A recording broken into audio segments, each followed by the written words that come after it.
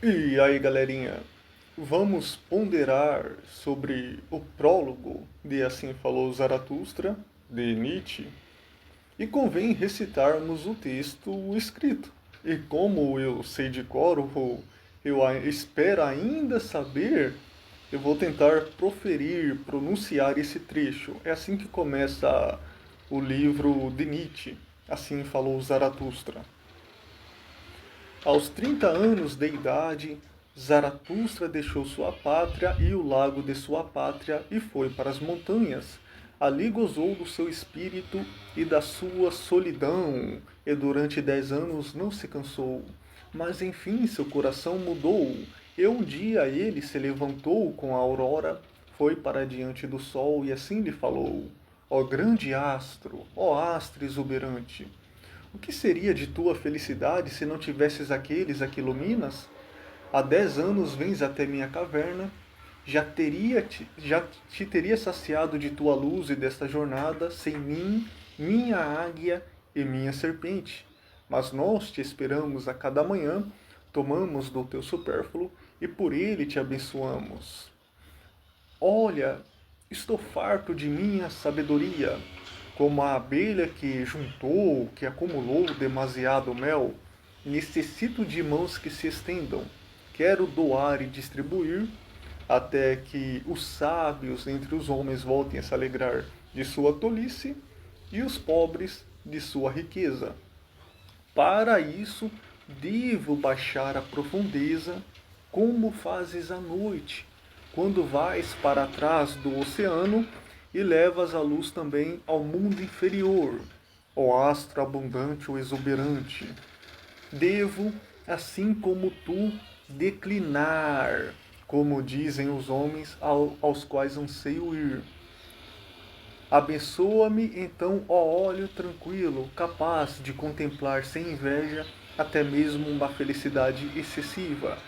Abençoa a taça que quer transbordar, para que a água dourada dela escorra por toda parte e carregue o brilho do teu enlevo. Olha, essa taça quer novamente se esvaziar, e Zaratustra quer novamente se fazer homem. Assim começou o declínio de Zaratustra. Espero não ter me equivocado em nenhum aspecto desse texto. É um texto extremamente rico em literatura, em poesia e principalmente em filosofia. Pois bem, galerinha, aqui nesse prólogo do livro de Nietzsche, ele nos apresenta uma cena profundamente, ou segundo o neologismo do exímio poeta Augusto dos Anjos, que me ocorreu à mente, é profundissimamente. Lá em seu ilustre poema, leia, portanto, Psicologia de um Vencido, profundissimamente. Então Nietzsche nos apresenta uma cena profundissimamente simbólica. O sábio Zaratustra, após 10 anos de solidão nas montanhas dos seus 30 aos seus 40 anos, ele ergue-se diante do sol e faz esse discurso, e discursa. E não se trata de um gesto casual, mas de uma metáfora grandiosa, riquíssima, do diálogo entre o homem e a fonte da vida. Pois, para Nietzsche, o sol simboliza a abundância, a exuberância, dependendo da tradução, o ato contínuo, a energia que se oferece sem exigir nada em troca. Mas Zaratustra então observa: ora, se não houvesse seres para receber esse dom, até mesmo o sol se cansaria de brilhar no vazio. E é nesse ponto que emana, que emerge a revelação. Ora, assim como o sol, Zaratustra está pleno de sabedoria, de pensamentos. Ele não suporta mais guardá-los apenas em si. Portanto, o seu excesso de conhecimento seria algo recôndito, guardados dentro de si, oculto, mas não de forma deliberada. Pois se assim fosse, isto é, escondido deliberadamente, seria algo abscôndito, que seria algo intencionalmente encoberto, nesse caso. pois o seu espírito transborda, a sua taça transborda de sabedoria. A metáfora é de que, quando a luz não encontra destinatário, o seu brilho é sem sentido. Assim também é com a sabedoria de Zaratustra. O conhecimento que não é transmitido, compartilhado, perde o seu sentido. E é preponderante, galerinha, ressaltarmos e até reiterarmos a belíssima e encantadora verve literária de Nietzsche. Quem lê os seus livros percebe, sem dificuldade explícita, de que ele não é apenas um filósofo, mas é um grande escritor, é um poeta. Nietzsche não descreve apenas filosofia, ele sopra poesia para dentro do pensamento e que se dirige até a alma do leitor ou do ouvinte. E a sua linguagem repleta de metáforas fulgurantes e de imagens de rara intensidade fazem com que os seus textos ressoem e reverberem como verdadeiros poemas em prosas. Eu ouso inclusive dizer que muitos escritores que se dedicaram e se dedicam exclusivamente à literatura, à poesia, jamais alcançaram a densidade simbólica e a força expressiva que Nietzsche imprime em suas páginas. As suas metáforas não são meros ornamentos, enfeites, estereótipos, estética, mas estrutura de pensamento e imagens que carregam conceitos e conceitos que se tornam imagens.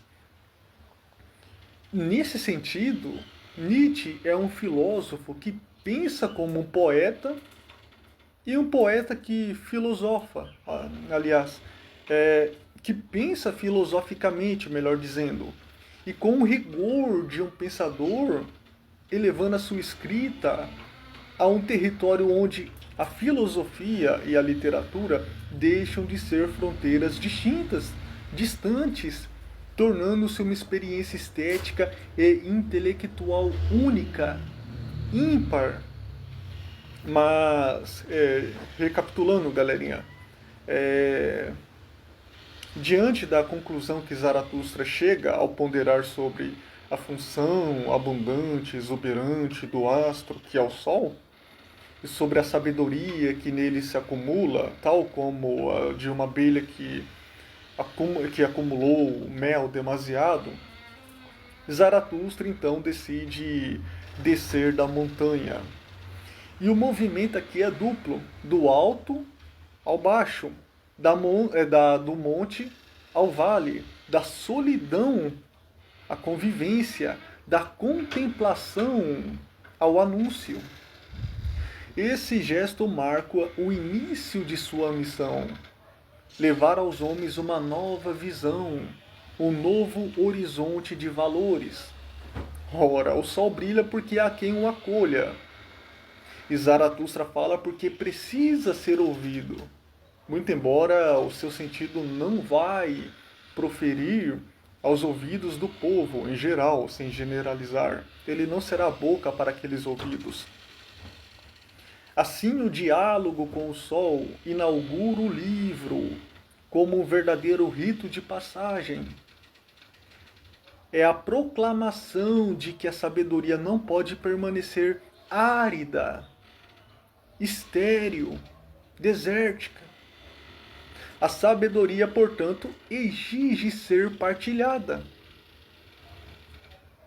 Nietzsche, ao introduzir Zaratustra nesse papel, mostra que até a maior das forças precisa de interlocução e que a plenitude só se consuma no ato de doar-se.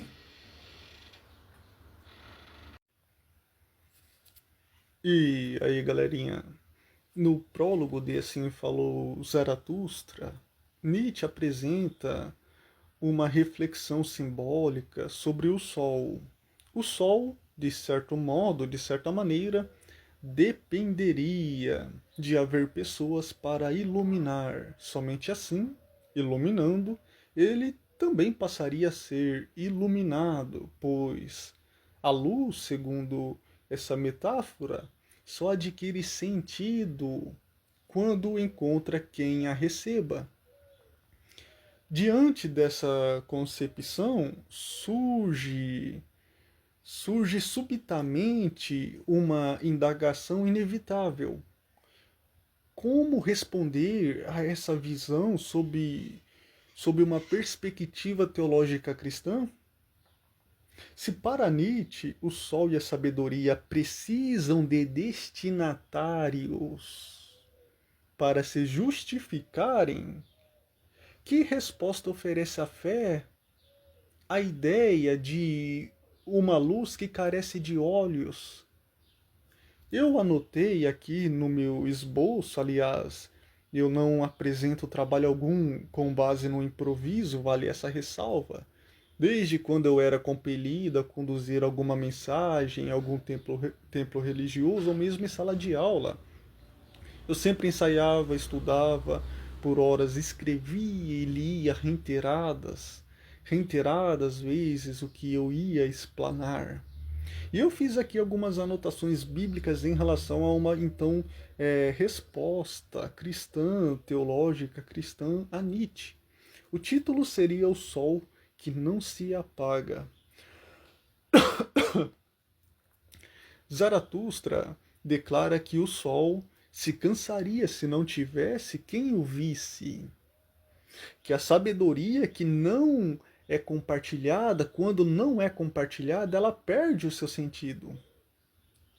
Mas a fé cristã proclama algo distinto, diferente. Há um sol que nunca se cansa, cuja luz não depende dos olhos que a contemplam, que a vislumbram, pois ele é a própria fonte da existência e da claridade. Em Gênesis 1:3 diz: Disse Deus, haja luz, e houve luz. Em 1 João 1,5 ressalta: Deus é luz, e não há nele treva alguma. Antes que o homem existisse, ou anjos, ou qualquer outra criatura, para compreender o brilho, Deus já era luz em si mesmo. Sua glória não necessita de plateia, nem de eco, e nem de resposta também. O Criador não brilha porque o veem, ele não brilha porque o contemplam, vislumbram, não, ele brilha porque ele é. Ele é. Enquanto Zaratustra, ele se cansa de sua sabedoria como aquela abelha que acumulou demasiado mel, então ele desce ao mundo para oferecer sua luz. O cristianismo, não obstante, recorda que o verdadeiro sol e luz desceu primeiro, não por tédio como Zaratustra, mas por amor, não da montanha, mas do próprio céu. Porque Augusto Cury vai dizer: nunca alguém tão grande se fez tão pequeno para fazer grande os pequenos, né? No livro de Isaías, do profeta, diz: o povo que andava em trevas viu uma grande luz, sobre os que habitavam na terra da sombra da morte resplandeceu a luz. E no Evangelho de João, no capítulo 8, do versículo 12, diz: eu, que é Jesus, eu sou a luz. Eu sou a luz do mundo. Quem me segue não andará em trevas, ignorância também, mas terá a luz da vida. Então Cristo, ele não desceu para dividir sabedoria humana, ciência, mas para entregar a vida, para salvar a humanidade dos seus pecados. Ele não desceu em busca de sentido, mas ele desceu para dar sentido à humanidade, ao mundo. A luz de Deus não se desgasta, ela renova todas as coisas. A luz de Deus é o combustível, né, que mantém as estrelas brilhando. Aqui diz, reiterando Isaías, né, capítulo 60, versos 19 ao 20, o sol se escurecerá, a lua não dará sua claridade, mas o Senhor será a tua luz eterna. Assim, em contraste com a sabedoria já cansada e exausta de Zaratustra, a sabedoria divina é fonte inesgotável. Quando o homem recusa essa luz, é ele quem mergulha em sombras, e não o Deus que então ele deixaria de brilhar ou perderia o seu sentido. Eu também anotei em João 1,5 que diz: as trevas não prevaleceram contra a luz. Ou seja, Deus ele não depende do olhar humano para existir. É o homem que depende do olhar divino, do olhar de Deus, do olhar de Cristo para não perecer. Sem ele, toda a luz humana se apaga e o sol da razão transforma-se em penumbra e penumbra de orgulho, de soberba mesmo, que pensa ser alguma coisa e não é.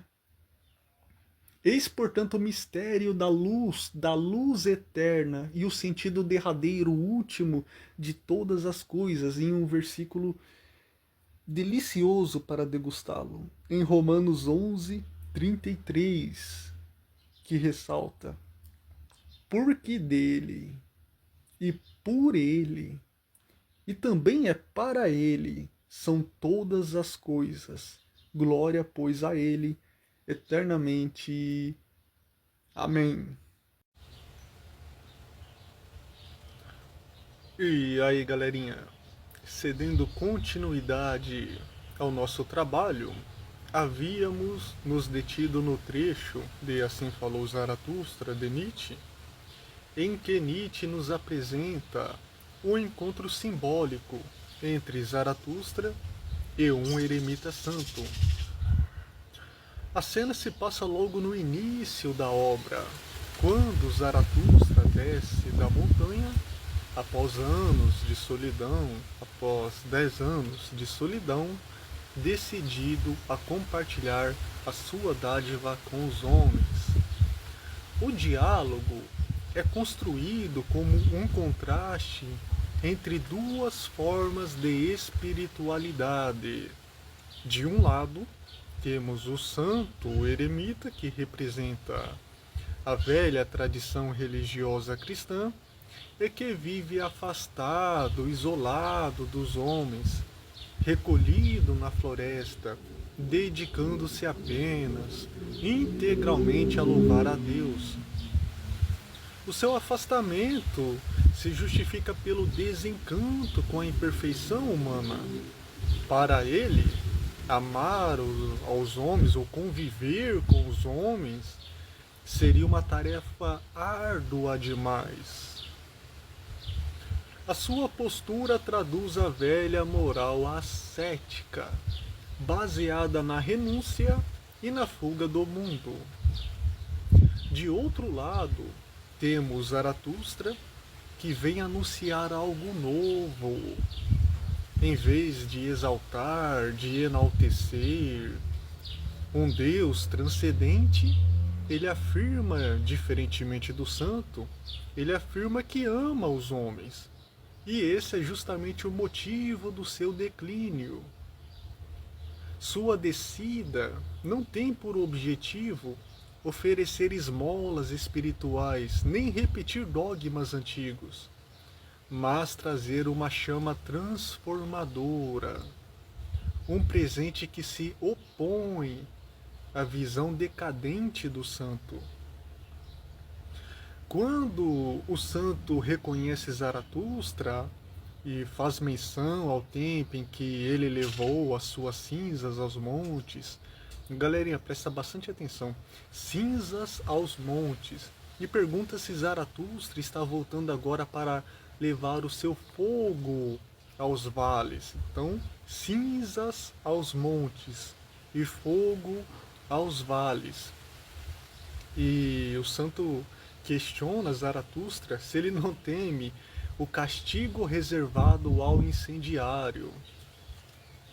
Aqui paira um contraste simbólico, esdrúxulo e fundamental. As cinzas representam o fim, o esgotamento de algo já consumido. São restos daquilo que um dia já ardeu. E os montes? Levar as cinzas aos montes. O que significa? Significa oferecer à altura apenas resíduos, como se a ascese espiritual fosse feita de renúncia, de morte, de esterilidade criadora.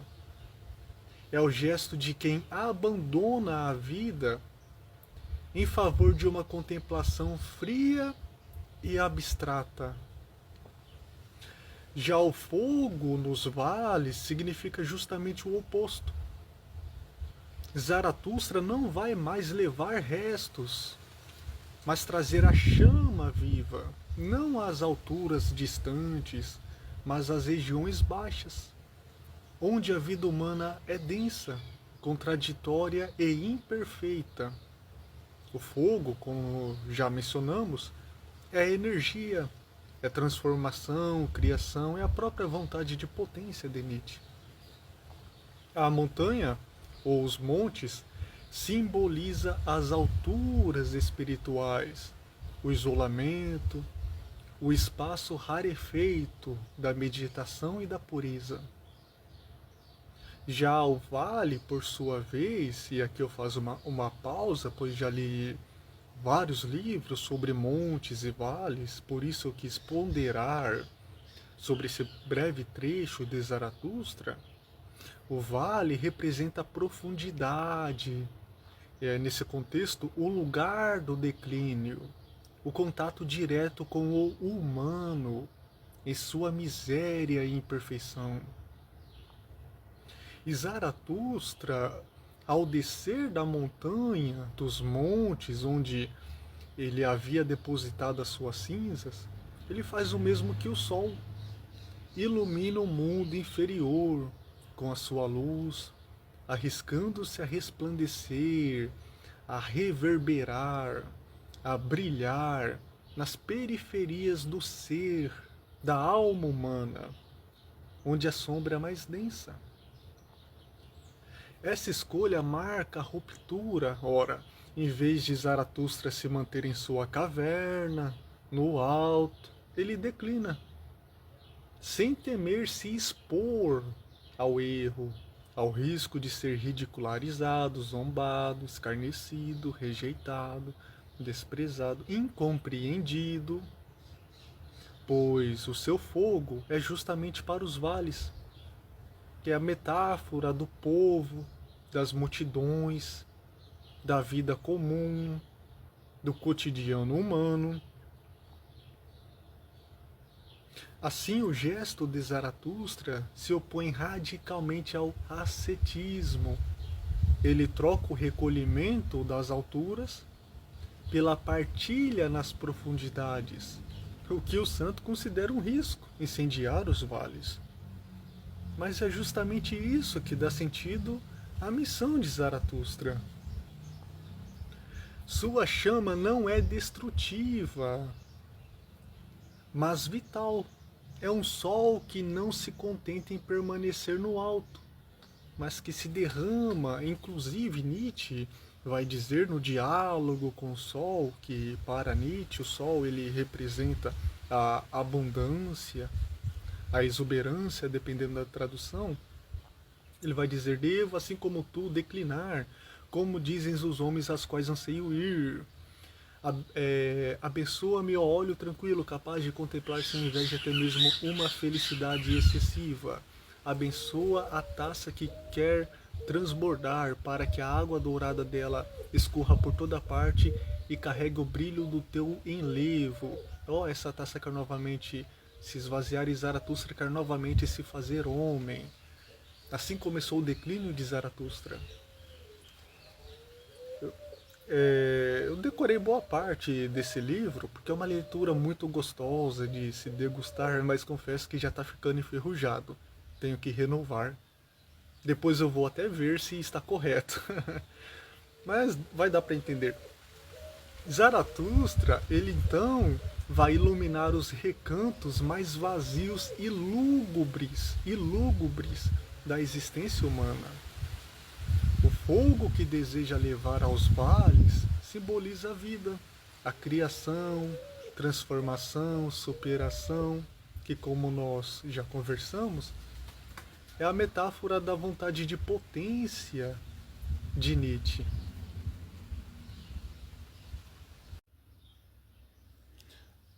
E aí, galerinha, cedendo continuidade ao andamento do nosso trabalho, convém tecer uma análise em relação ao tópico em que nós ainda estamos abordando, que ainda diz respeito à conversa que Zaratustra tem com o santo eremita, mas abordar sob um prisma bíblico. Zaratustra desce da montanha trazendo fogo, que é a metáfora da transformação e da vontade humana de criar novos valores, enquanto o santo permanece nas alturas, recolhido, isolado, preservando a antiga fé, sustentada pela devoção e pelo louvor. Quando o santo recorda o tempo em que Zaratustra levou cinzas aos montes, e agora ele pergunta se ele anseia, se ele pretende conduzir, levar seu fogo aos vales, surge aqui uma das passagens mais simbólicas de toda a obra de Nietzsche. As cinzas, do ponto de vista cristão, podem representar o passado do pecador.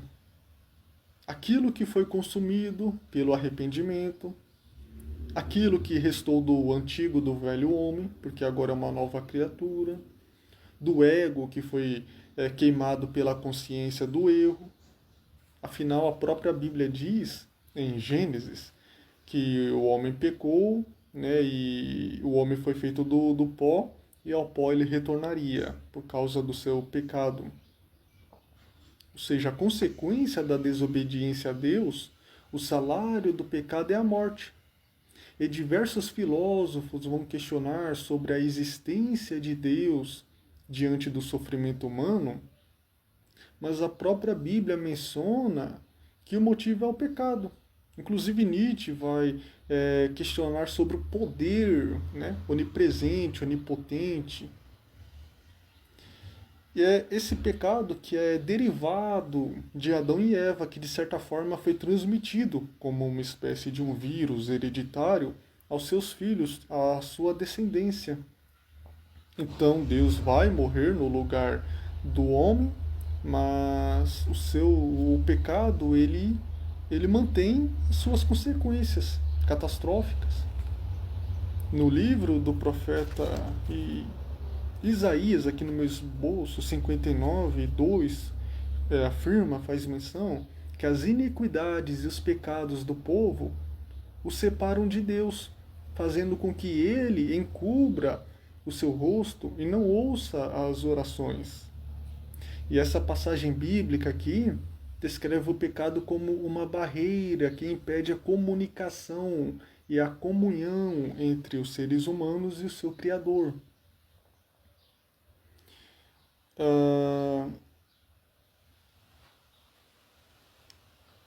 O que diz o versículo... Olha, galera, vamos ler Isaías 59:2.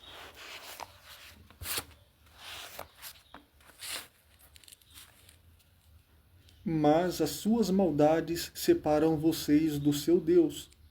Os seus pecados esconderam de vocês o rosto dele, e por isso ele não vos ouvirá.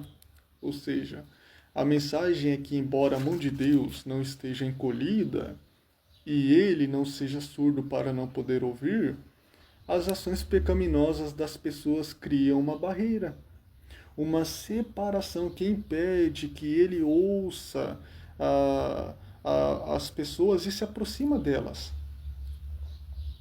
E por causa dessa separação, os pecados dos indivíduos impedem a comunhão com Deus, o que também resulta na falta de respostas às suas orações, às suas súplicas, às suas preces. E conforme o pecado vai se alastrando, meu amigo, só vai piorando. Essa passagem continua descrevendo a profundidade da maldade humana e a busca pela justiça que parece que vai minimizando e de certa forma, desaparecendo, abandonada. Contudo, no mesmo livro do profeta Isaías, também, que é o profeta messiânico, faz menção sobre a vinda de Jesus, o Messias, sobre a reconciliação do pecador com Deus, o seu Pai, cuja promessa já tinha sido feita muito antes, lá no Jardim do Éden, quando Deus ele profere o castigo do homem, da mulher e da serpente, que Satanás ainda morderia o calcanhar de Jesus, mas ele esmagaria a cabeça de Satanás. E foi feito ali na cruz. E eu anotei aqui diversos versículos em relação a essas cinzas do pecador, em relação ao perdão de Deus através de Jesus Cristo, né? Em 2 Crônicas 7,14 diz: se o meu povo, que se chama pelo meu nome, se humilhar e orar e buscar a minha face e se converter dos seus maus caminhos, então eu ouvirei dos céus, perdoarei os seus pecados e sararei a sua terra. Isso eu sei de cor. Em Hebreus 8,12 ressalta. Então vamos lá para Hebreus 8,12. Porque eu lhes perdoarei a maldade e não me lembrarei mais dos seus pecados. Bonito demais. E reiterando o livro de Hebreus, no capítulo 10, versículo 17 ao 18. 17, 18. Acrescenta, dos seus pecados e iniquidades não me lembrarei mais. Onde esses pecados foram perdoados, não há mais necessidade de sacrifício por eles, né? Jeremias 31, 34. Profeta das lágrimas. Jeremias 31, 34. Deve estar por aqui no final já. Ninguém mais ensinará ao seu próximo, nem a seu irmão, dizendo: conheço o Senhor, né? Olha só, porque todos eles me conhecerão, desde o menor até o maior, diz o Senhor, porque eu lhes perdoarei a maldade e não me lembrarei mais dos seus pecados. Muito bonito, né? E de volta aqui ao profeta messiânico, 43, 25. Então, Isaías está antes de Jeremias. Qual que é? 43, 25, né? 43, 25.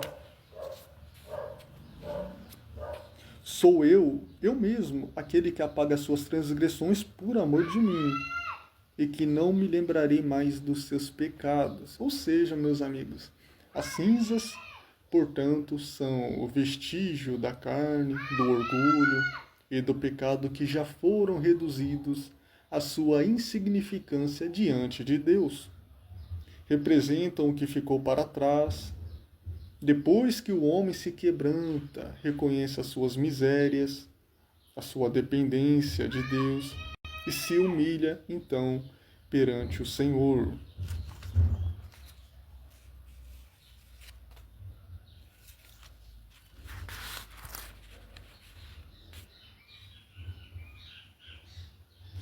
Eu ia abordar aqui também sobre o fogo nos vales. Nós falamos e nós ponderamos sobre as cinzas aos montes e agora fogo nos vales. Mas eu acredito que vai ficar demasiadamente extenso esse vídeo.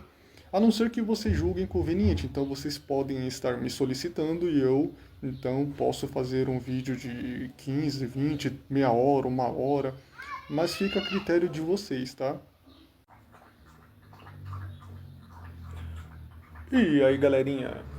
Falando agora sobre a metáfora do fogo nos vales, no vídeo anterior, nós ponderamos sobre a metáfora das cinzas aos montes, ainda sob um ponto de vista, sob uma perspectiva cristã, e convém agora, então, analisarmos sobre essa outra metáfora que diz respeito ao fogo nos vales do ponto de vista ainda bíblico.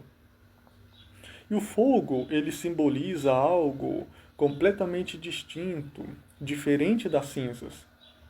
Do ponto de vista filosófico, é a vontade de potência de Nietzsche, que é a criação de novos valores, a superação. Não vamos entrar no mérito aqui. Mas na visão cristã, o fogo é a presença viva, viva e purificadora do Espírito Santo de Deus, que não destrói, mas que renova. A própria Bíblia vai dizer que Deus é fogo consumidor. Que Deus é fogo consumidor, lá em Hebreus, cujo capítulo e versículo eu não vou me recordar. Estou com um esboço aqui ainda.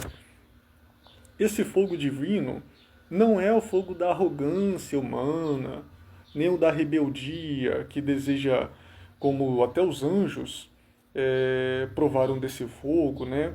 Criar novos valores, apartados de Deus, e o caso de, inclusive, Nietzsche, mas é o fogo da purificação, do reavivamento espiritual, da graça que consome o pecado e ilumina a alma. Jesus mesmo declarou lá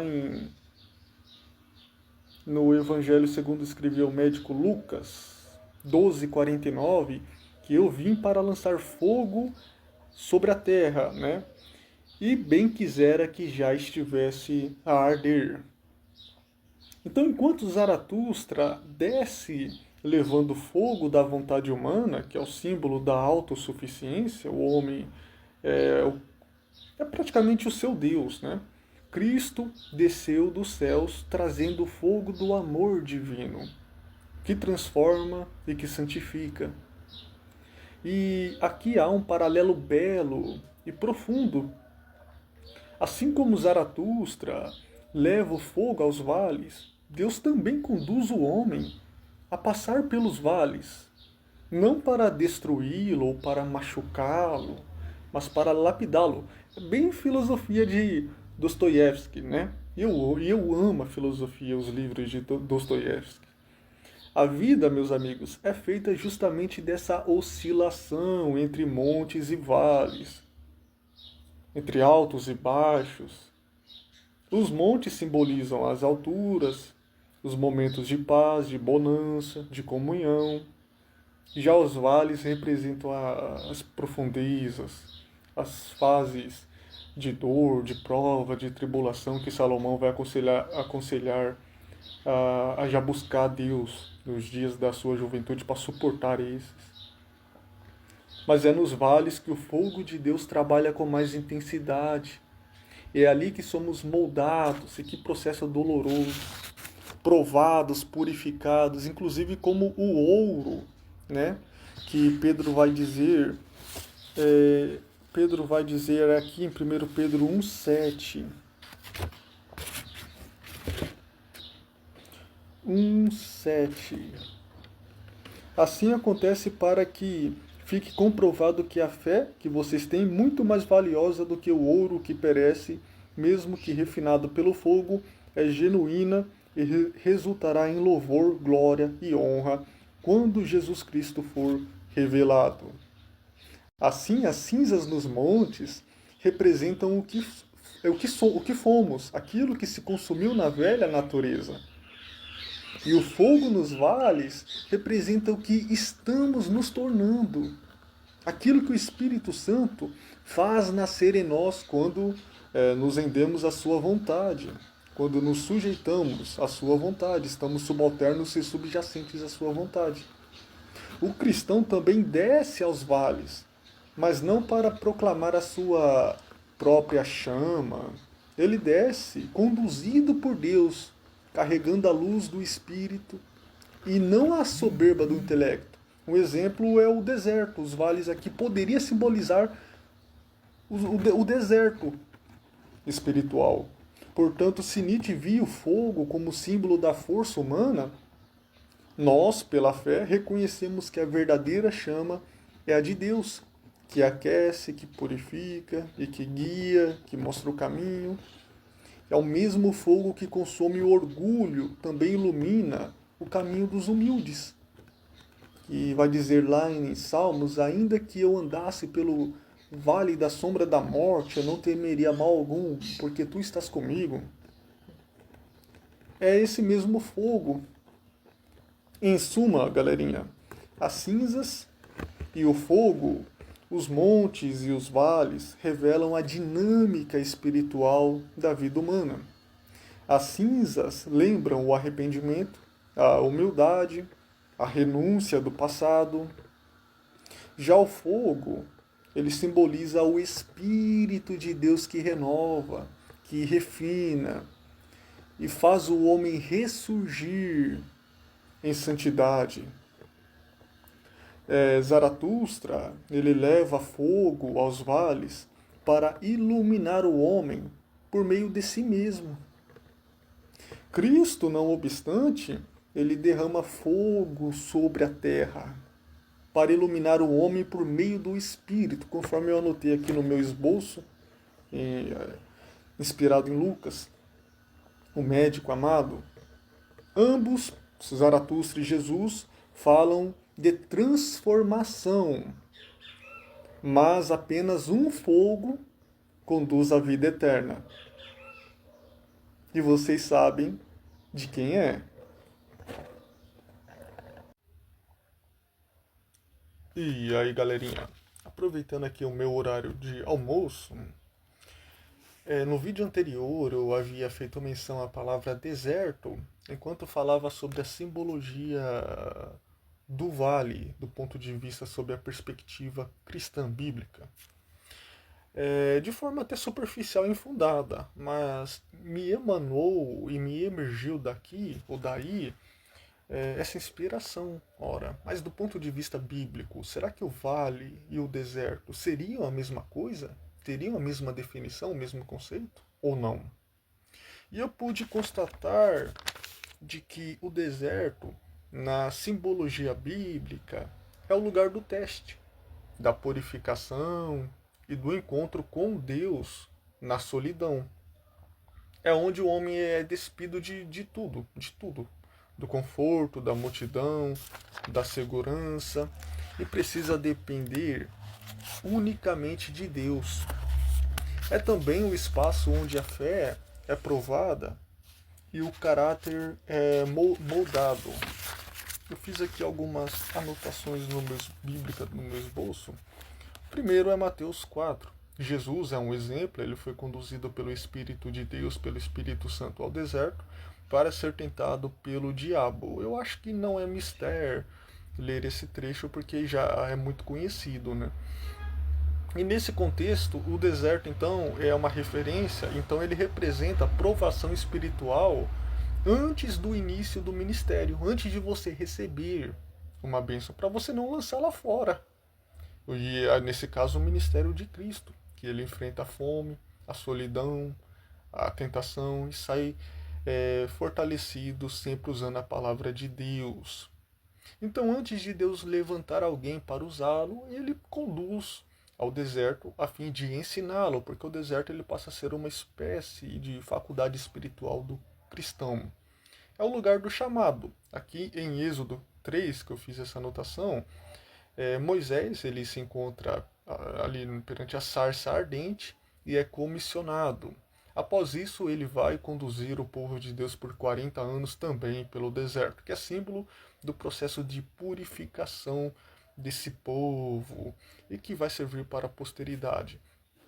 Acho que não há necessidade também de ler, porque é muito conhecido, é quando Moisés apacentava o rebanho de Jetro, seu sogro, que era sacerdote de Midian, e ali no monte de Deus, no monte Horebe, ele vai ver a sarça ardente, não vai se consumir, e ele vai achar esse esdrúxulo, e Deus vai dizer: Moisés, Moisés, tire a sandália dos seus pés, porque esse lugar é um lugar santo. É belíssima essa passagem. Mas em relação a esse povo de Deus que ficou por 40 anos no deserto, eu fiz essa anotação, tá aqui em Deuteronômio 8:2, e eu vou ler, tá? Lembre-se de como o Senhor, o seu Deus, os conduziu por todo o caminho no deserto, durante esses 40 anos. Mas por que Deus conduziu o povo dele por 40 anos, se havia atalhos? para humilhá-los e pô-los à prova e prová-los, a fim de conhecer suas intenções, os seus corações, se iriam obedecer a Deus ou não, se iriam obedecer aos mandamentos de Deus ou não. E eu fiz uma outra anotação aqui em Oséias 13:5, em que diz: Eu te conheci no deserto, em uma terra muito seca. É muito forte também essa passagem, né? Bem, eu vou deixar anotado aqui. E tratando dos vales, Ezequiel 37, né? E vamos deixar preparado. Pronto. O deserto, portanto, é provação e aprendizado. O homem é confrontado com sua própria fraqueza e aprende a depender unicamente, exclusivamente de Deus. Ezequiel. O vale, galerinha, por sua vez, representa o lugar da dor profunda, intensa, da sombra da morte, mas também é onde Deus se faz presente e renova a esperança. Enquanto o deserto é a solidão exterior, o vale é o sofrimento interior, é o abatimento da alma. Está tendo um tumulto aqui perto, mas por favor, foquem aqui. Mas que conduz à restauração. Então, é o abatimento da alma, mas que conduz à renovação. E Davi vai escrever lá no Salmos 23, versículo 4, ainda que andasse pelo vale da sombra da morte, eu não temeria mal algum, porque tu estás comigo, a tua vara e o teu cajado me consola. Preparas uma mesa perante mim na presença dos meus inimigos, unge a minha cabeça com óleo, e o meu cálice transborda, ainda sei de cor. Então o vale é o caminho sombrio, lúgubre, porque no meu vernáculo eu tenho que substituir algumas palavras automaticamente. É o caminho lúgubre da existência, tétrico, mas onde a presença divina se manifesta de forma íntima e consoladora. Eu anotei aqui no meu esboço também a passagem do Vale de Ossos Secos, de Ezequiel, ali em Ezequiel 37, o Vale dos Ossos Secos. Vamos ler, vocês conhecem, mas vamos ler só o caput. A mão do Senhor estava sobre mim, e por seu espírito, então não foi algo literal, né? Ele me levou, uma visão talvez, um arrebatamento. Ele me conduziu a um vale cheio de ossos secos. Cheio de ossos. O vale aqui, então, ele é a morte. É a desesperança. O luto, talvez. Uma doença. Mas também o cenário do milagre da ressurreição espiritual. O Espírito de Deus sopra a vida onde tudo parecia perdido. E eu fiz aqui no meu. Mais essa anotação, permitam-me. Em Salmos aqui, 84, do 5 ao 6. Do 5 ao 6. Que é o. Vamos lá. Como são felizes os que em ti encontram força, e os que são peregrinos de coração. É essa passagem mesmo? Ah, é. Ao passarem pelo vale de Bacá, ou seja, o vale das lágrimas, ou ainda o vale seco, né?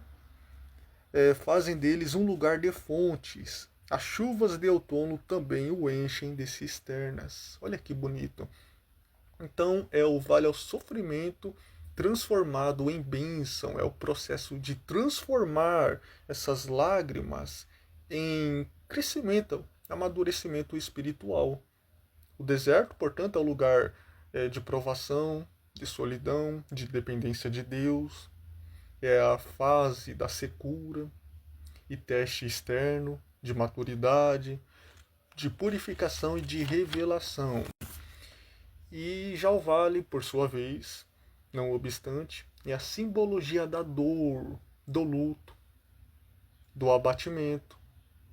É a fase de provação interna, emocional e espiritual, mas também da consolação, da fé e do renascimento.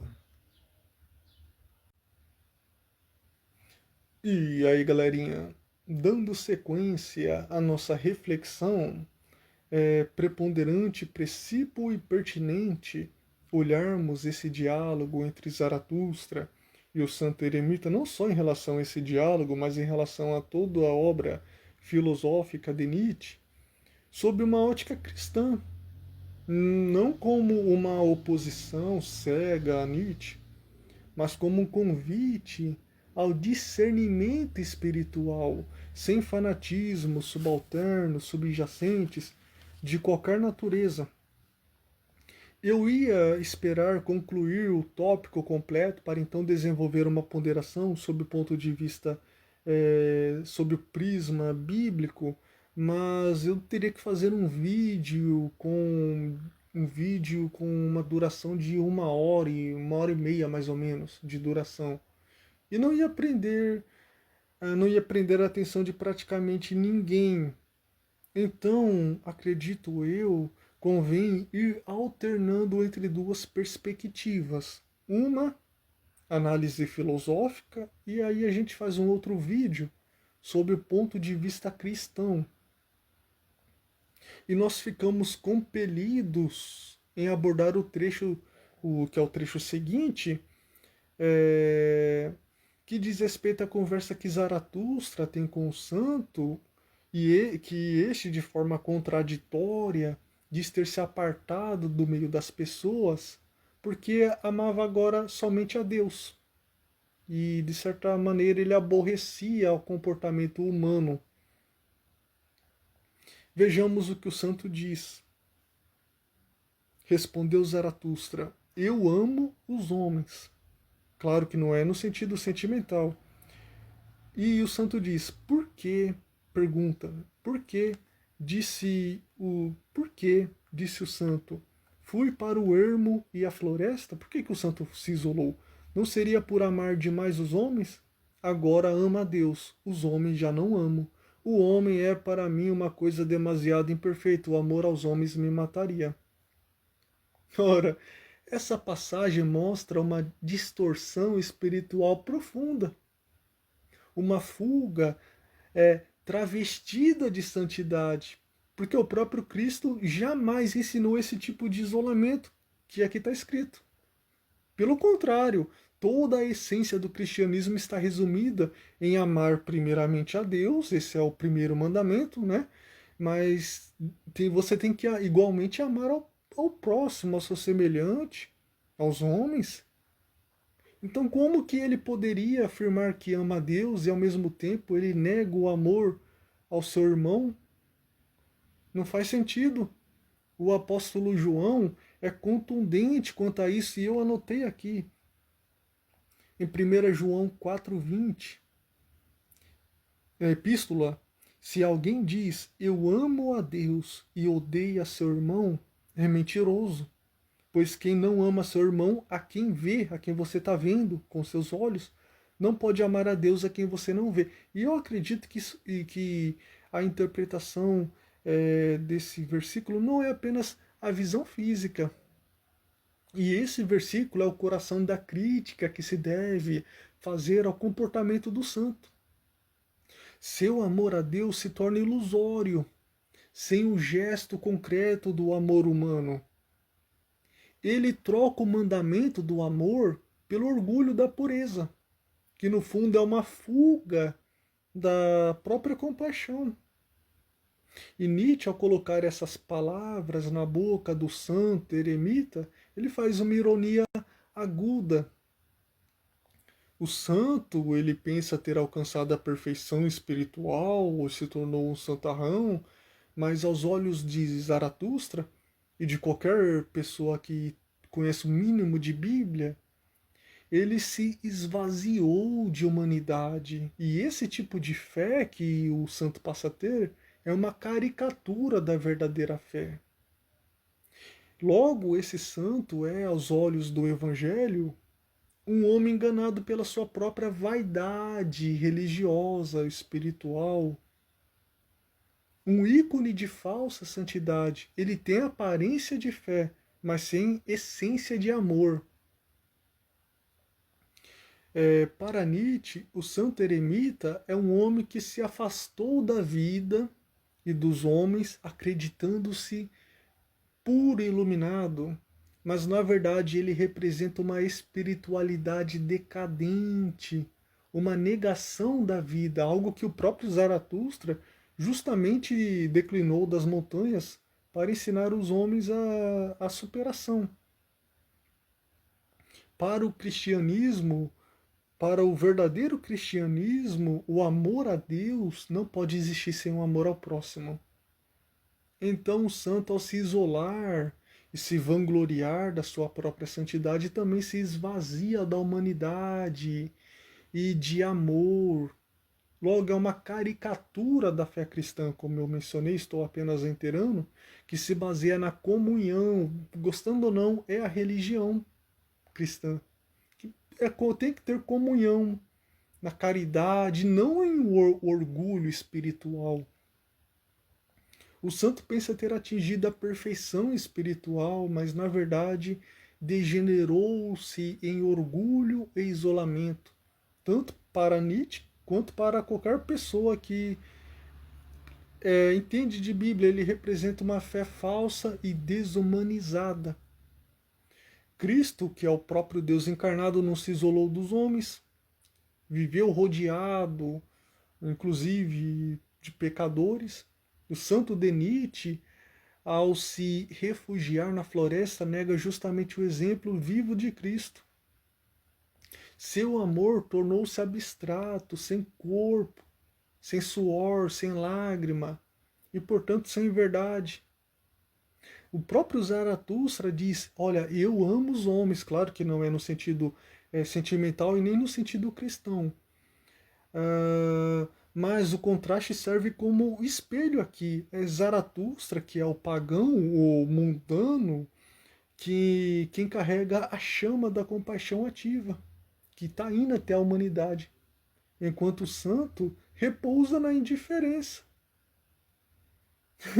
E de fato, mais adiante, Nietzsche ele vai falar sobre o amor à distância, mas não convém adentrar nesse mérito agora, pois é um outro contexto. Na verdade, poderia estar dentro do contexto, mas nós estamos seguindo cada parte do livro de Nietzsche, sabe? Para não ficar pulando. E lá o amor é visto sob a ótica da liberdade, do perigo também, de sufocar o outro, não dessa negação espiritual que aqui se vislumbra e se contempla.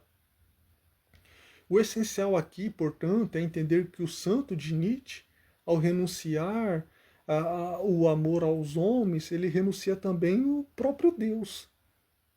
Pois quem não ama o próximo visível não pode amar o Deus invisível. Claro que você não precisa conviver.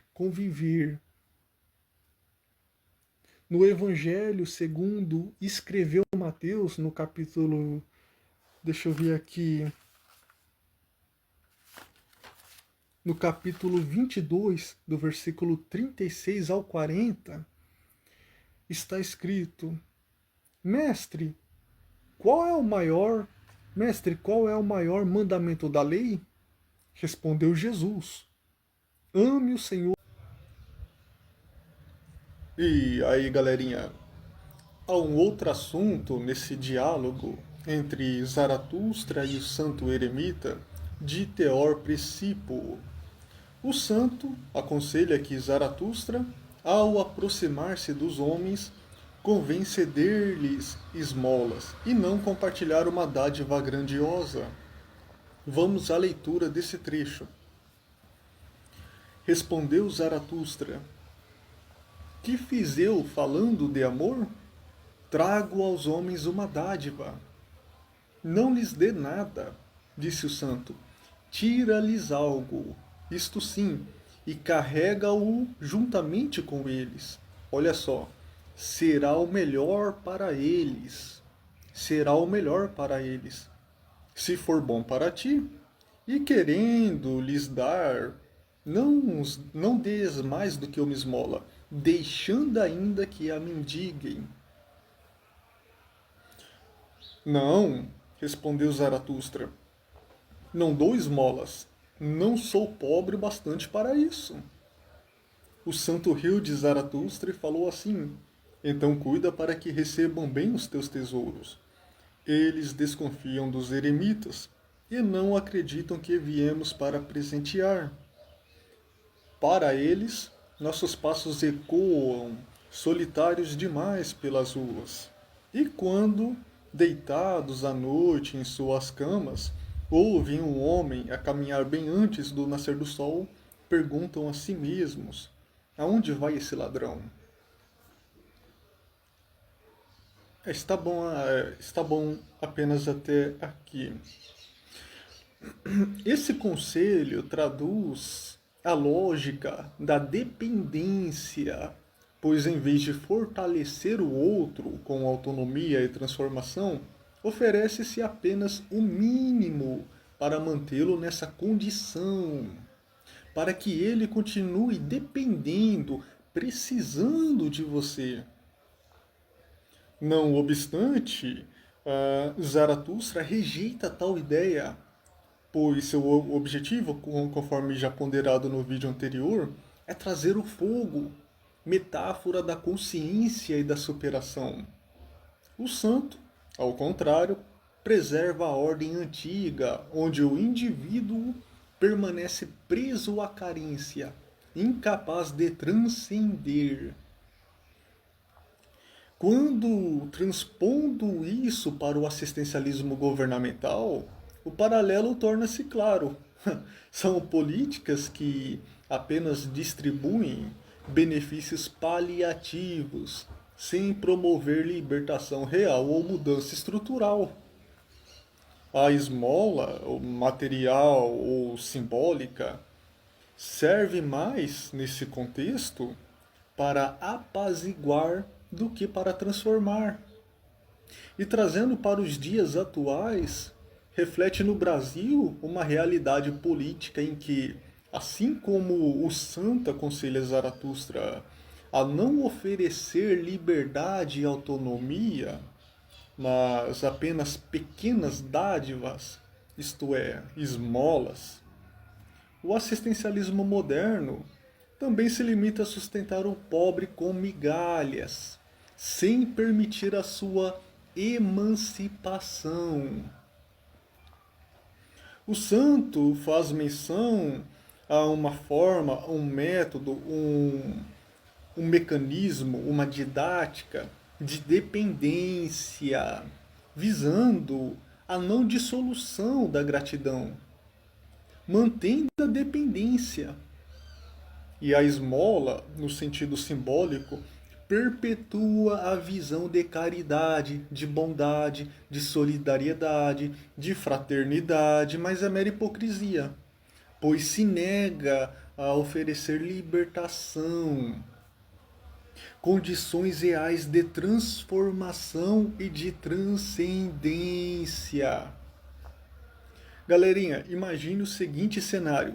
Todos os dias você passa por um mendigo e lhe oferece R$ 5.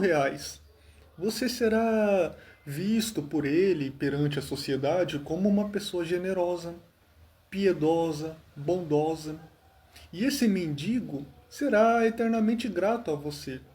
Mas se você oferecer uma hospedagem, um trabalho digno, condições de cursar uma faculdade, ou mesmo uma quantia em dinheiro suficiente para ele nunca mais depender de esmolas, provavelmente ele se esquecerá de você, segundo a visão do santo. Assim também se sucede com a política. É mais interessante aos governantes manter a dependência e receber a gratidão perpétua do povo, que o povo que recebe migalhas, mas sustenta o país, do que oferecer meios de crescimento que conduzam à libertação. pois isso poderia representar o risco da ingratidão.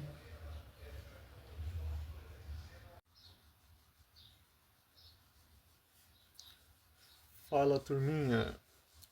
Eu me senti compelido em ponderar sobre a ótica cristã a parte do diálogo entre Zaratustra e o santo eremita, no que concerne a nossa interpretação, que por sinal conduziu ao assistencialismo governamental, e nós podemos notar de súbito um duplo equívoco, tanto na postura do santo quanto na de Zaratustra, pois ambos aqui representam extremos que o próprio Evangelho supera por meio do amor verdadeiro, o qual liberta sem escravizar e socorre sem humilhar. O santo, ele simboliza uma caridade corrompida que se tornou instrumento de poder. A esmola, em seu sentido mais raso, quando dada apenas para manter a dependência do outro, ou seja, espiritual ou emocional ou mesmo material, ela torna-se totalmente anticristã. Cristo jamais pregou uma caridade que reduz o outro à condição de eterno necessitado, dessa dependência. Ao contrário, Jesus mesmo ele curava, libertava, ressuscitava, dignificava os que o buscavam. Em Atos dos Apóstolos 3, 6, aqui vai dizer: olha, eu não te dou prata nem ouro, mas o que eu tenho, isso eu te dou. Em nome de Jesus Cristo, levanta-te e anda. É uma passagem belíssima, famosíssima também. E aqui, turminho, o cristianismo mostra o seu ponto de ruptura, que não basta dar moeda, é preciso você ceder o poder de levantar-se. Portanto, a esmola, quando não vem acompanhada do desejo de transformação, é uma negação da própria essência do amor cristão, que é libertador. Esse amor que é libertador. E Zaratustra, por sua vez, ele rejeita a esmola, mas ele faz movido por puro orgulho. Pois ele vai dizer: olha, eu não sou pobre o bastante para isso. Como quem se coloca acima da própria miséria humana. E nessa fala há a recusa da compaixão, que é a ponte, bastante usada a metáfora por Nietzsche, que é a ponte divina entre os que sofrem e os que podem socorrer. O próprio Jesus, que é o Filho de Deus, ele mesmo não desprezou os pobres, nem se afastou deles por soberba espiritual. Em Coríntios 8:9 diz, eu anotei aqui no meu esboço, esse texto é crucial. Jesus se fez pobre para enriquecer-nos com sua pobreza. É belíssimo esse trecho, esse versículo. E esse trecho, galerinha, servirá para quando a gente estudar, para quando estudarmos sobre a glorificação do corpo humano, que será após a ressurreição, e nós vamos comparar então o corpo atual glorificado com o corpo dos anjos, muito embora os anjos são despidos de matéria, mas comparando com o corpo dos anjos, aliás, com a natureza angelical, melhor dizendo. E voltando, enquanto o santo ele aprisiona o outro na dependência, Zaratustra o abandona à própria sorte, Cristo, não obstante, ele desce ao abismo, outra metáfora nietzschiana, ao abismo humano para libertar e de dentro. O cristianismo ensina uma caridade equilibrada que une compaixão e libertação. Não se trata apenas de dar pão, que é urgente, que é mistério, é preciso. É preponderante, preciso e pertinente, mas também de ensinar a semear, a abrir caminhos de dignidade e a amar sem esperar nada em troca, sem esperar gratidão. pois o verdadeiro amor cristão não busca reconhecimento e nem controle. A verdadeira dádiva é aquela que se apaga no gesto, deixando apenas a liberdade do outro florescendo. Inclusive, Jesus vai dizer: o que a sua mão esquerda faz, que não saiba a direita. Algo do gênero, tipo, espécie ou qualidade. E quando aplicamos esse princípio à política, percebemos que o assistencialismo sem a emancipação é, de fato, uma caricatura de caridade, hipocrisia, uma esmola institucionalizada. O Evangelho, porém, inspira outro tipo de ação social, que é aquele que resgata a dignidade, que educa e que promove o bem comum e liberta o homem da servidão, da miséria e também da ignorância. Em síntese, turminha, o cristianismo não propõe a dependência do santo, tampouco o orgulho de Zaratustra, nem o orgulho de Zaratustra, mas o amor encarnado, que desce até o sofredor e o ajuda a erguer-se. A verdadeira dádiva não é a esmola que prende, nem o desprezo que abandona, mas o amor que liberta. Jesus Cristo não sustenta dependentes, mas ele cria irmãos. Inclusive Zaratustra também, em vez de fazer discípulos, ele fará companheiros, né? Então, Jesus, ele não dá migalhas, mas ele partilha o pão. Ele não oferece o fogo para exibir luz, mas para acender o coração humano com a chama da dignidade e da fé. E o fogo que eu fiz menção é o da própria metáfora nietzschiana.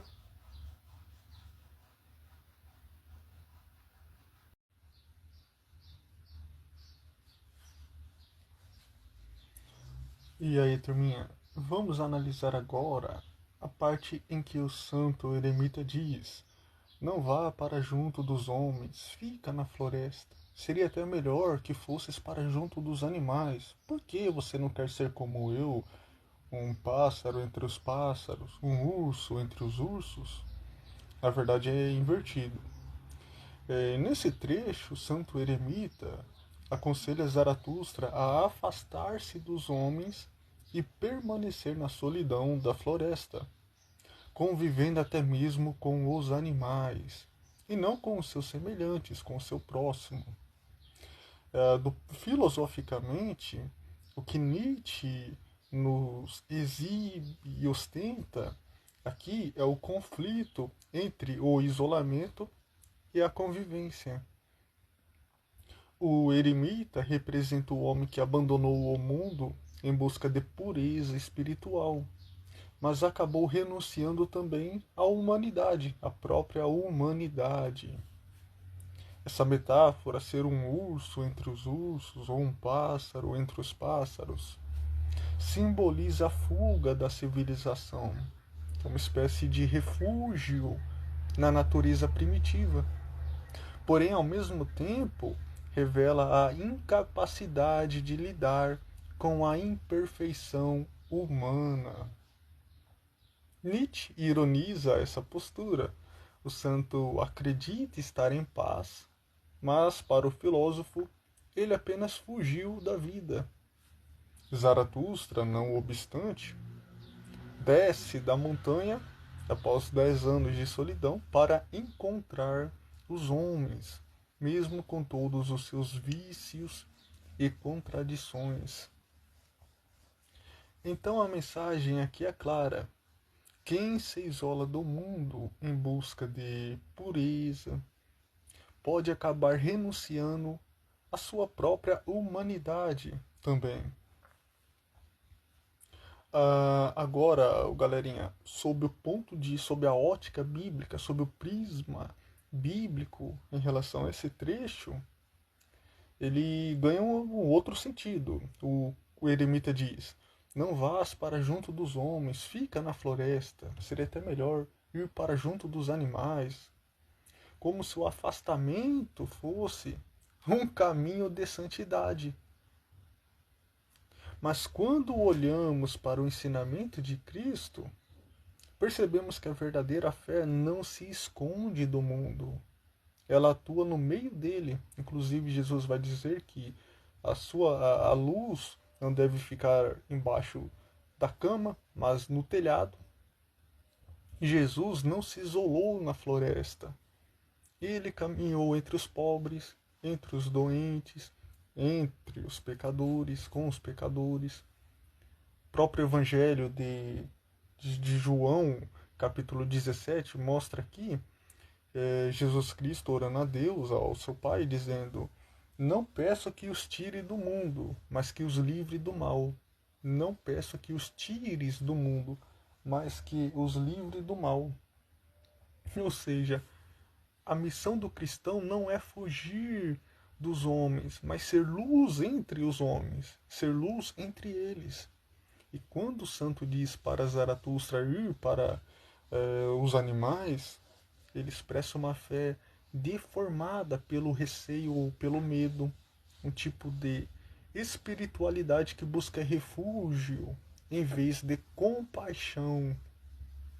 Que do ponto de vista cristão, o amor ao próximo é inseparável da fé, da santidade.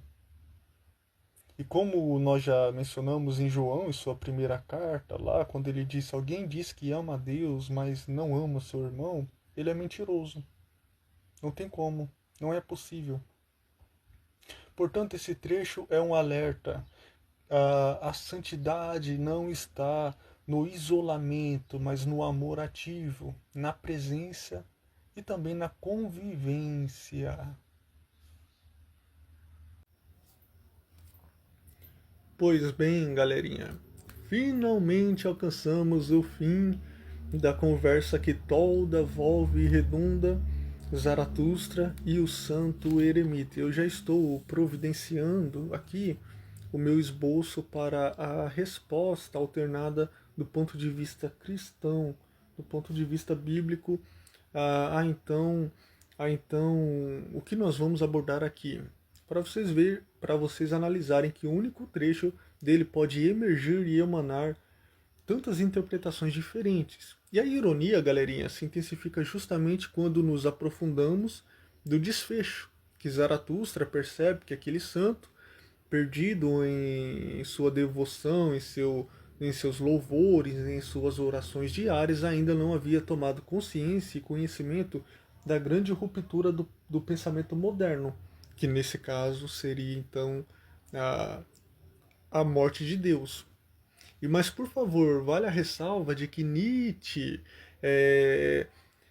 ele não faz menção da morte física, literal, de um ser ou de um ente divino. Mas é a constatação de que o fundamento moral e metafísico oferecido pela figura, oferecido representado pela figura de Deus, perdeu sua autoridade prática na cultura europeia. Não faz sentido para Nietzsche falar em um Deus que morreu no sentido literal, físico. Trata-se antes de uma mudança civilizacional, que a crença enfraqueceu e com ela desfizeram-se os valores que sustentavam então a vida coletiva. Porque alguns pensadores vão exagerar, dizendo inclusive que Deus se suicidou. Mas um grande filósofo que vai escrever essa frase e esse pensamento e vai se aprofundar demasiadamente, ele vai se enforcar, para você ver como que é perigoso. E Nietzsche, por sua vez, é típico de Nietzsche usar imagens fortes, por vezes sugerindo que a criação é fruto de um desvio do olhar divino, conforme está escrito, a gente vai analisar, mas é mais fiel ao texto lê-lo como crítica à eficácia e as consequências morais da ideia de Deus do que como afirmação teológica, como um estudo teológico sobre a existência ou não de um ser supremo. Mas nós estamos aqui alternando e concedendo uma resposta do ponto de vista cristão. Mas se imaginarmos um criador, conforme Nietzsche vai descrever, perturbado, as implicações éticas e existenciais recaem sobre as suas criaturas, sobre as nossas costas. E nessa hipótese imaginária, a criação seria então realmente um verdadeiro desastre. Mas Nietzsche, por sua vez, faz uso de termos intensos e provocativos com o propósito de chamar a atenção, ao meu ver, de impactar, especialmente as pessoas de sua época. Expressões, por exemplo, como Leviatã, o anticristo que poderia ser anti-Paulo, a morte de Deus, exemplificam bem isso. Não obstante, ao lê-lo com atenção, percebe-se que não há em suas palavras qualquer conotação macabra, nem vínculo, pelo menos nenhum vínculo direto, pois Nietzsche ele foi um lobo solitário, não há nenhum vínculo com o ocultismo. Trata-se antes de uma linguagem simbólica e crítica, voltada a abalar as estruturas morais e religiosas do pensamento ocidental.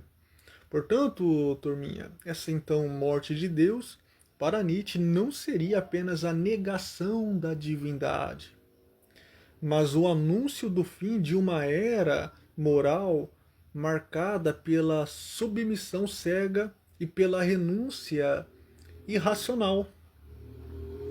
Esse episódio, portanto, inaugura a jornada de Zaratustra como uma espécie de um porta-voz de uma nova visão, de novos horizontes de valores, que é a substituição da fé em Deus pelo amor ao homem, não no sentido sentimental, mas como desafio criador. O contraste entre o eremita, o santo eremita e Zaratustra não é apenas religioso, mas simbólico. É o choque entre o passado, que se apega ao divino, que tem por sustentáculo, por supedâneo, o sagrado, esqueci de pôr o nome perturbe, e o futuro, que coloca o homem como centro de sua própria superação. O homem como centro de sua própria superação. Agora eu vou preparar a resposta sob a ótica cristã, sob o prisma bíblico, alternando e respondendo a então esse pensamento de Nietzsche, essa provocação nietzschiana. Tá bem, galerinha?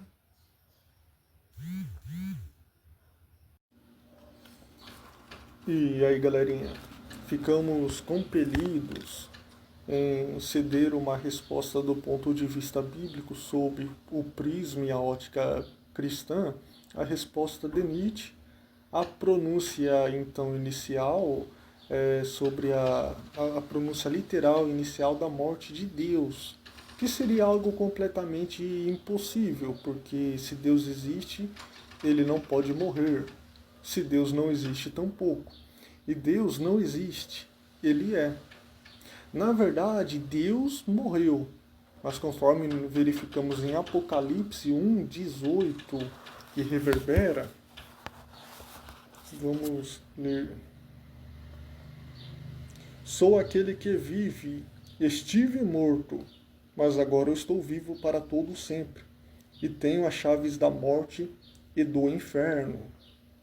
Mas convém analisarmos não essa morte do ponto de vista literal, mas sob o aspecto simbólico da filosofia nietzschiana.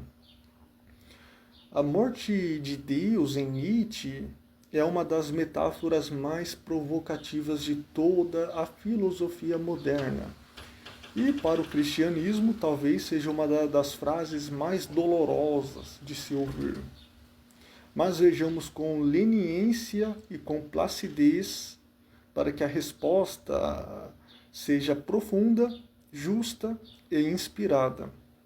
Então, reiterando, turminha, Nietzsche não está afirmando literalmente que Deus morreu, mas que a fé em Deus morreu no coração do homem moderno. É justamente nesse contexto do santo eremita que ele faz, que ele cita primeiramente essa frase. Aqui no livro Assim Falou Zaratustra, que é uma constatação cultural e filosófica que o homem ocidental, após o iluminismo e a ascensão da ciência racionalista, Então, ali, de certa forma, matou o sentido do transcendente em sua vida. E ele percebe que, sem Deus, o fundamento moral se desfaz, que é o niilismo. E tenta, então, criar novos valores humanos, os valores do além-homem, ou Übermensch, que é totalmente, por sinal, é totalmente apartado da fé e da moral cristã, totalmente. Mas do ponto de vista cristão, essa morte não é o fim de Deus, é o diagnóstico da morte espiritual do homem. Ou seja, como foi no tempo de Noé, ou seja, o que Nietzsche viu como sendo a morte de Deus, o cristão enxerga como sendo a separação, a grande decadência espiritual da humanidade. Eu anotei aqui em Romanos 1, 21 ao 22 que ressoa. Vamos para Romanos 1, 21, 22. Porque tendo conhecido a Deus, que foi o caso de Nietzsche, que foi um teólogo, conheceu afinco a religião cristã, inclusive, provavelmente ele seria até um pastor religioso, evangélico, né? Protestante, porque tendo conhecido a Deus, não o glorificaram como Deus, nem lhe renderam graças, mas os seus pensamentos tornaram-se fúteis, improfícuos e despicientos. Eu uso essa substituição para inútil ou fútil. E o coração insensato deles obscureceu, dizendo-se sábios, tornaram-se loucos, trocaram a glória do Deus imortal por imagens, segundo a semelhança do homem mortal, que nesse caso é o Übermensch de Nietzsche. Em Malaquias 1,6, que eu anotei, diz: o filho honra seu pai, e o empregado ao seu empregador. Se eu sou pai, onde está a minha honra que me é devida? E se eu sou o Senhor, se eu sou Deus, onde está o temor que me deve? Pergunta o Senhor dos Exércitos. São vocês que desprezaram o meu nome. Olha que forte. Depois nós vamos abordar aqui em Coríntios. A morte de Deus, portanto, galerinha, é a loucura do homem que quis ser o seu próprio criador, criar os seus próprios valores apartados totalmente de Deus, ser o seu próprio legislador moral e o seu próprio Deus, inclusive. E Nietzsche, sem perceber, ele profetizou o vazio existencial da modernidade sem Deus, que é um mundo que rejeita o transcendente e tenta encontrar sentido em si mesmo, mas se depara apenas com o niilismo, conforme nós podemos verificar na filosofia de Dostoiévski. Nunca termina bem. Aqui há uma ironia espiritual sublime. Para o cristão, Deus realmente morreu, mas na cruz. Na cruz. E essa morte não foi a extinção de Deus, mas sim foi o caminho da salvação da humanidade, de todos aqueles que creem em Jesus Cristo. Nietzsche ele fala da morte de Deus como sendo uma tragédia cultural, mas o cristão fala da morte em Cristo como sendo a redenção universal. Assim, o que Nietzsche viu como sendo o fim de toda a esperança, o cristão vê como sendo o recomeço do mundo. Em 1 Coríntios 15, 22, vai estar um pouco para frente. Reverbera.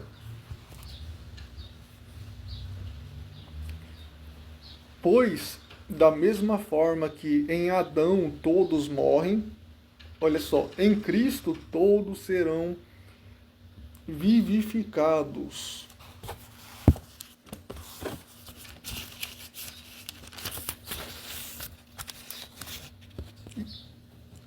Já vou deixar aqui no jeito preparado a última leitura no meu esboço. Enquanto Nietzsche busca criar então novos valores, o cristianismo ensina que a verdadeira renovação vem unicamente do Espírito Santo, que faz todas as coisas novas, conforme a gente pode ver em Apocalipse 21, 5, que vai dizer: aquele que estava assentado no trono disse: estou fazendo novas todas as coisas. E acrescentou: escreva isso, pois essas palavras são verdadeiras e dignas de confiança. Então podemos responder a Nietzsche dizendo de que Deus não morreu. O que morreu foi o homem sem Deus. A tentativa nietzschiana, conforme você julgarem conveniente, de fundar valores sem transcendência, é para o cristão uma tragédia espiritual, porque a moral, conforme nós contemplamos no santo, a moral sem amor se torna tirania. E a liberdade sem graça se transforma em caos. A verdadeira separação do niilismo não é a criação do Übermensch, de Nietzsche, mas a ressurreição do homem interior em Cristo Jesus.